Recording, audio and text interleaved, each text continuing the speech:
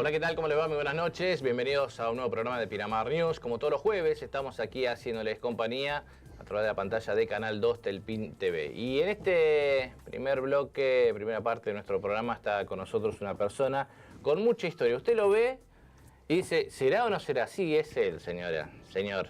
Estamos hablando del señor Ricardo Alfonsín, exdiputado nacional de la Unión Cívica Radical, hijo de... Y de ahí que vamos a hablar también del peso del apellido de don Raúl Ricardo Alfonsín. Y está descansando aquí con nosotros unos días. Gracias, Ricardo, por gracias, estar. Gracias a vos, Sergio, por la invitación, en serio. Bueno, ¿cómo encontrás Pinamar? La pregunta de rigor, digamos, ¿no? De esto de tenerte acá también es una sorpresa, ¿no? Lindo, lindo. A mí me gusta mucho Pinamar, hace muchos años que no venía. Pero, ¿por qué no veraneaba? Dejé de veranear hace unos 14, 15 años. ¿Por qué? Me intriga eso. Después de que mi hija sufriera el accidente ese, el primer año no pude, el segundo tampoco, el tercero, bueno, y finalmente dejé de veranear y ahora los chicos me trajeron a pasar unos días de descanso. Ahora me vuelvo para Buenos Aires. Ahí está, bueno, y encuentra todo lindo, todo bien, digamos, ordenado. Sí, la verdad que sí, bueno, a mí me encanta. Está tan cerca de Chascomús, además. Si yo viviera en Pinamar, si yo tuviera domicilio acá, iría a veranear a Chascomús. ¿Y por qué no? ¿Por qué no? Sí, para mí es una de las ciudades más lindas. Bueno, la pregunta de rigor en todo esto, ¿no? Porque uno dice, bueno, está en verano, está descansando, no quiere que le pregunten sobre política, pero indefectiblemente hablar de Alfonsín es hablar de lo que nos pasa a todos los argentinos. ¿Cómo lo está viviendo todo esto, toda esta situación, todo esto que se está por transformar en algo muy crítico, ¿no? Aumento de las tarifas, reducción del gasto a costa de los bolsillos de la gente. ¿Cómo lo está viviendo todo esto? Sí, con mucha preocupación y por lo que vos decís, no se trata de una preocupación arbitraria o infundada. Los indicadores sociales, los indicadores socioeconómicos, son los mismos que existían en el 2015, agravados algunos. Esos que le hicieron perder la elección al Frente para la Victoria. Lo que ha cambiado es que ya no tenemos 4 años por delante. Se han transcurrido 3 años y la situación es muy compleja, muy complicada. ¿Por qué razón? Yo no digo que podríamos haber mejorado todo, que podríamos haber resuelto todo. Eso sería demagógico, pero podríamos haber mejorado. Incluso hemos empeorado en algunas cosas, ¿no? A ver, la inflación es más alta, la recesión es más profunda, el déficit fiscal creció, ahora se lo ataca, desde mi punto de vista, con recetas equivocadas que van a generar más problemas que soluciones. El déficit comercial, es decir, la diferencia entre lo que importamos y exportamos también. Registró un aumento, el déficit comercial. Las tarifas, antes teníamos problemas porque eran muy baratas, había que corregirlas, pero no de la manera en la que se lo hizo para mí. Hoy tenemos problemas porque son impagables para muchas familias y para muchas pequeñas y medianas empresas. Yo recorro mucho el Gran Buenos Aires, me reúno con los pequeños y medianos empresarios, comerciantes. Antes no teníamos acceso a los mercados financieros, ahora tampoco. Antes por una razón, ahora por otra. Tuvimos que apelar al fondo. Y las tasas del fondo, algunos dicen, son más baratas, es cierto. Pero resulta caro el fondo, porque las recetas que te imponen son muy costosas socialmente. Y desde mi punto de vista, ojalá yo esté equivocado, no resuelven los problemas. A ver, desde mi punto de vista, no, desde el punto de vista de la Unión Cívica Radical, aunque la Unión Cívica Radical trate de ocultar su punto de vista ahora, ¿no? La Unión Cívica Radical oficial, digamos. Bueno, la situación es muy complicada. Y va a ser complicada a partir del 2019, gane quien gane. Y se podrá enfrentar con éxito si somos capaces de terminar con la grieta y hallar acuerdos fundamentales, acordar instrumentos respecto de algunas cuestiones fundamentales para el país, entre las principales fuerzas políticas, el empresariado nacional y el trabajo. Y eso es lo que hay que hacer. Ricardo, se habla por allí el nombre de Martín Lustó como un potencial, digamos, precandidato dentro de lo que es esta estructura. ¿Por qué lo eligen a él, no? Uno dice, bueno, porque es joven, porque tiene experiencia, pero digamos, hay otros que podrían también ser de peso. Sí, sí, lo importante es que el partido tenga un candidato, ¿no? Yo creo que Martín sería un muy buen candidato porque tiene personalmente muy buena, en términos de consideración ciudadana, está muy bien. Además, es un hombre que es economista y tiene una visión no economicista, o no solo sabe de economía, tiene una mirada política también. Decía Galbraith, que era un gran economista, socialdemócrata, si vos querés, keynesiano, que el que solo sabe de economía no sabe nada ni de economía. Y bueno, lo que más que nada ha llamado la atención es el hecho de que algunos hayamos dicho que el partido tiene que tener candidato propio. A mí me parece lo más natural del mundo. Lo que requiere una explicación es que un partido no quiera tener candidato, no que quiera tener candidato, ¿no? Sobre todo en un frente en el que está aliado con partidos que piensan distinto a la Unión Cívica Radical. El que diga que la Unión Cívica Radical y el PRO piensan lo mismo, y dicho esto con el mayor de los respetos, por el PRO y por el partido, no dice la verdad. El PRO es un partido más pro mercado, más liberal, sin demasiada experiencia además en la gestión, creían que todo era más fácil de lo que efectivamente es. Una suerte de soberbia ahí también sobre eso, ¿no? No sé si sobre, yo creo que era desconocimiento, no saber lo que es gobernar. No escuchan, yo digo. Al radicalismo, mira, en Cambiemos no hubo diálogo, y está bien, yo sé esto, porque No lo es he bueno que vivido. no haya diálogo, digo, porque estamos hablando de una coalición de gobierno nacional, tampoco. Pero no ha habido diálogo por culpa del PRO, no. No hay diálogo por una de estas dos razones. O porque una de las partes no tiene interés en escuchar a la otra, o porque una de las partes no tiene interés en hacerse escuchar. Y esto fue lo que pasó. La Unión Cívica Radical, en Cambiemos, después de perder las PASO, actuó como si no tuviera interés en hacerse escuchar. Si vos querés, como si tuviera temor de señalar alguna discrepancia. Si vos querés, como si no tuviéramos diferencia con el PRO. Bueno, ninguna de esas cosas fue buena para el país. Creo que estos indicadores económicos y sociales tienen que ver, por un lado, con las políticas que apicolpó y por el otro con las políticas, con la defección por parte de la Unión Cívica Radical que renunció a influir. Una curiosidad, ¿no? Porque Martín Lustó pasó por el gobierno kirchnerista. Sí. Roberto Labaña, que es otro de los, no digo de la coalición de Cambiemos, pero sí que anda sonando ahí fuerte por un sector del justicialismo que lo quiere impulsar, también pasó por el kirchnerismo. Sí, muchos. Oye, en el PRO hay muchos. Sergio Massa, el titular del Frente Renovador, también pasó por el kirchnerismo. O sea, sí, en el primer gobierno. Pero te digo, en primer y segundo, sí, en los dos. Pero te quiero decir, muchos que hoy están en el PRO, muchos que hoy están en el PRO vienen del peronismo y del kirchnerismo. Muchos son. Bueno, sí, Martín estuvo un tiempo, estuvo en los primeros meses del 2008, cuando recién gana Cristina, y si a mí me hubiera preguntado Martín, me hubiera dicho alguna vez, porque a eso los dicen algunos como si fuera un estigma, ¿no? Si a mí me hubieran dicho, miren, yo soy... propuesta. Yo me hubiera preguntado a mí, mirá, che, me ofrece el Ministerio de Economía, ¿vos crees que podés ayudar a...? Pues en ese momento, además, andaban muy bien las cosas, muy bien políticamente incluso. Después empezaron a ocurrir cosas graves, después nos empezamos a enterar, todos los medios acompañaban, todos los medios tenían una actitud muy de defensa de la gestión de Néstor Kirchner y de Cristina al principio, hasta que se produce el conflicto con el campo. Pero si a mí Martín me hubiera preguntado en el 2007, mirá, me ofrecen esto, yo le hubiera dicho, ¿vos crees que podés aportar? Que esta circunstancia tan favorable que tiene la Argentina, podés aprovecharla de manera tal de generar un crecimiento que se pueda sostener en el tiempo, industrializar el país, discutir el sistema tributario, mejorar servicios esenciales. Yo he dicho, tenés la obligación de aceptar. Claro. Pero otros tiempos también, ¿no? Porque yo, si mal no recuerdo, la historia dice de que si uno de un partido se ponía a trabajar en otro, automáticamente lo expulsaban. Ahora es como que Bueno, si vos sumás, si servís, dale Claro, para adelante, bueno, te damos permiso, ¿no? eso O vos todavía no, no están así. Martín no estaba afiliado todavía a la Unión Cívica Radical, era un hombre del pensamiento progresista, del campo socialdemócrata, pero no tenía afiliación, no estaba afiliado a ningún partido. Pero si a mí me hubiera preguntado, lo hubiera dicho, y creo que, bueno, uno no debe negarse.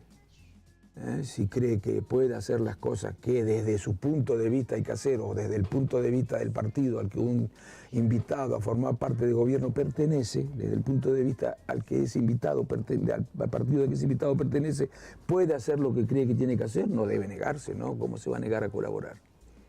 Bueno, a propósito de esto, ¿no? Uno va haciendo memoria. Julio Cobos, cuando pone el no positivo, ¿eso no provocó, digamos, un cimbronazo dentro del radicalismo, también sabiendo que él estaba, era la fórmula con el kirchnerismo? No, yo creo que Julio Cobos con ese voto evitó no que se tomara una decisión que también equivocada para el campo, porque no distinguía entre pequeños, medianos y grandes. Bueno, era perfectible era perfectible. Esa ley, pero nadie los animó a hacerlo. No solo evitó que se tomara una decisión equivocada para el campo, evitó que se generara un conflicto social, que se profundizara un conflicto social que no sabíamos cómo podíamos terminar. Yo, cuando se terminó el conflicto, respiré con alivio, porque se estaba poniendo muy espesa, muy pesada la cosa, muy pesada. ¿Te acordás? Con los cortes y demás, bueno, ¿no? Hay que recordar lo que pasó. Yo no sabía, estaba preocupado por cómo podía terminar eso, ¿no? Cómo podía terminar ese conflicto que se había generado y que estaba en las calles, en las rutas estaba. Bueno, eso no es bueno. Ricardo, hablemos del 2019, lo que se viene. Sí. Porque Mauricio Macri no lo dice abiertamente, pero dice, bueno, me gustaría ver si tengo una posibilidad. Y dentro de este espectro que está, digamos, político que está viviendo la Argentina, tiene las de perder totalmente, ¿no? Con estas políticas equivocadas que está tomando. ¿Qué pasa si gana? Porque muchos dicen que se puede llegar a repetir una historia que no es la del 2001, sino es la del 95, cuando ganó Carlos Menem, con nadie lo había votado y sin embargo logró arriba el 40 y pico %, ¿no? Sí, pero mira, yo lo que pienso que después del 2019 gane quien gane. No importa quién gane. No, vamos a tener que enfrentar problemas muy complejos. Y para no resultar pesimista, creo que los podemos enfrentar con éxito si somos capaces de utilizar algo que es absolutamente nuevo en la Argentina, que no hemos hecho. Yo no soy de los que creen que lo nuevo es bueno, ¿eh? Hay cosas nuevas que son buenas y son pésimas, otras pésimas, y hay cosas viejas que son nuevas y otras pésimas, ¿no? Pero hay algo que sería nuevo y bueno, que es encontrar consensos. No en todo, no para todo se necesitan consensos. Eso sería una tontería, creer que en todo podés hallar consensos o que sean necesarios. Pero hay cuestiones que son muy graves, de muy compleja resolución y que tienen consecuencias sociales muy graves, que la gente sufre mucho porque no se resuelven esos problemas.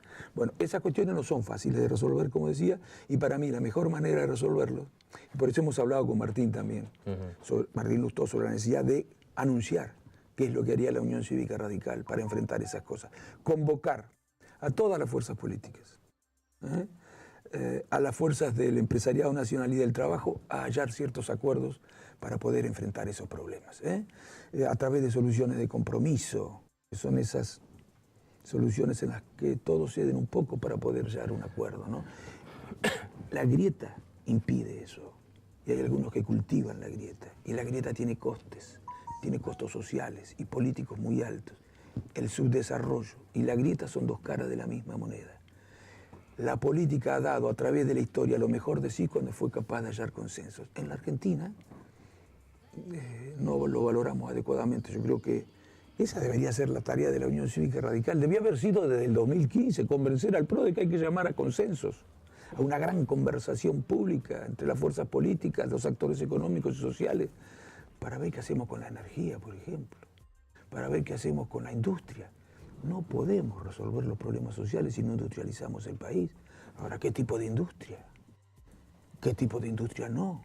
¿Qué tipo de Estado? ¿Qué tipo de ciencia? qué relación entre Estado y economía. Bueno, todas esas cosas tenemos que discutir. Acá no las discutimos. Qué mal esto, realmente. Está muy mal. ¿Te puedo decir una cosa? El panorama no es muy... No, yo creo que sí, es bueno. ¿Por qué? Porque me parece que la sociedad está harta de vernos pelear. A veces los políticos creen que se reúnen entre ellos y comentan las cosas que se dijeron en la televisión, o viste lo que le dijo, viste qué duro. Como si eso fuera rentable políticamente. Eso no es rentable electoralmente. La gente está harta de vernos pelear, quiere acuerdo. Empieza a reclamar acuerdo. Y cuando la sociedad reclama, la política tiene que dar respuesta. Ricardo, sobre lo que es el radicalismo en sí, ¿no? Porque hasta el día de hoy sigue sonando, les hace ruido a muchos radicales sobre lo que pasó en Gualeguaychú, ¿no? En 2015. Sí. Ya es tiempo pasado ya. Sí, sí. Pero, ¿qué puede llegar a pasar ahora a aquellos que con las dos manos votaron y que se encuentran con que, epa, esto no es radicalismo lo que está pasando? No, lo que pasa es que es cierto, como decía, en Gualeguaychú se resolvió un acuerdo, pero además se resolvieron otras cosas. A veces a mí me critican cuando yo cuestiono al partido y dicen, me critican, no dicen, Ricardo critica porque no está de acuerdo con lo que se resolvió en Gualeguaychú. Sos kirchnerista, entonces. No, además te dicen eso, sí. Entonces yo les contesto, no se hagan los tontos, muchachos. Yo no estoy discutiendo Gualeguaychú, porque eso ya se discutió y se resolvió. Y se hizo lo que Gualeguaychú dijo. Lo que estoy pidiendo es que cumplan con lo que dijimos en Gualeguaychú. Cumplan, yo les pido. Yo les digo que ellos no cumplen con Gualeguaychú. Yo digo que ellos no están haciendo lo que dijeron en Gualeguaychú. Porque ¿qué dijeron?